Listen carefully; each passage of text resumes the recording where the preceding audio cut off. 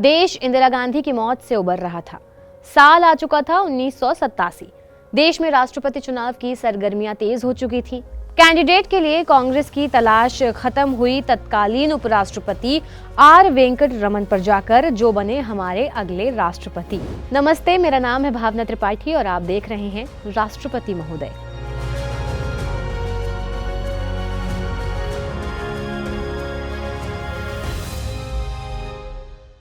उन्नीस में आर वेंकट रमन राष्ट्रपति बने। उससे पहले देश के राष्ट्रपति थे ज्ञानी जैल सिंह।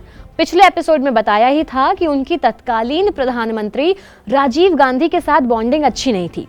जब बोफोर्स घोटाले की बात सामने आई तो ज्ञानी जैल सिंह ने यहां तक डिसाइड कर लिया था कि वो राजीव गांधी को बर्खास्त कर देंगे और देश के लिए एक दूसरे पीएम को चुना जाएगा। उन्हें लगा कि इस पद के लिए आर वेंकट रमन सही रहेंगे, जो उस वक्त उपराष्ट्रपति थे। वेंकट रमन का क्या था कि वो कांग्रेस पार्टी से अलग नहीं होना चाहते थे, उससे झगड़ा मोल नहीं लेना चाहते थे और बागी नेताओं के साथ भी जाना नहीं चाहते थे। रीजन ये भी बताया जाता है कि राजीव गांधी ने आर वेंकट रमन को पहले ही इशारा दे दिया था कि वो हो सकता है कि देश के अगले राष्ट्रपति बन जाए। राष्ट्रपति चुनाव में कांग्रेस ने आर वेंकट रमन को अपना उम्मीदवार बनाया और उनके सामने थे सुप्रीम कोर्ट के पूर्व न्यायाधीश वी.आर. कृष्ण अय्यर। अय्यर को वामपंथी दलों का समर्थन था। हालांकि ये लड़ाई शुरू से ही एक तरफा थी, क्योंकि आर वेंकट रमन के खिलाफ वी.आर. कृष्ण अय्यर की दावेदारी उतनी मजबूत थी नहीं।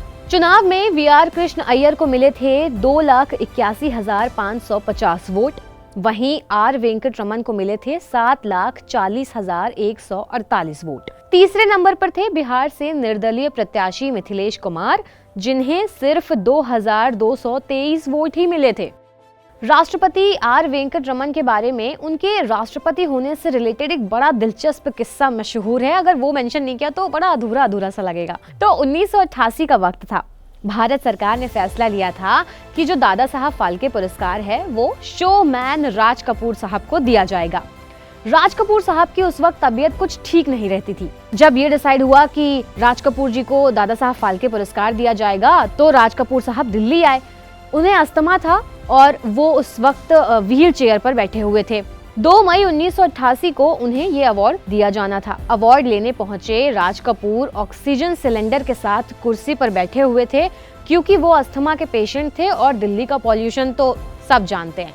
धूल भरी जो आंधियां यहाँ चल रही थी उससे उनकी तबीयत और खराब हो गई थी। स्टेज से जब उनका नाम अवार्ड के लिए अनाउंस किया गया तो वो उठ के जा नहीं पाए अवार्ड लेने के लिए, और राष्ट्रपति ये सब देख रहे थे। उन्होंने अपना प्रोटोकॉल तोड़ा। वो खुद राज कपूर साहब के पास गए और उन्हें वो अवार्ड दिया।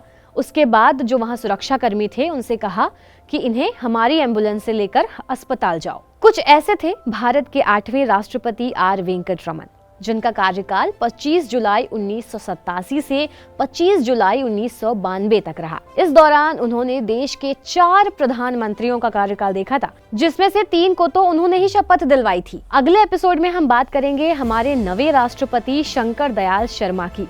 तब तक के लिए इजाजत दीजिए।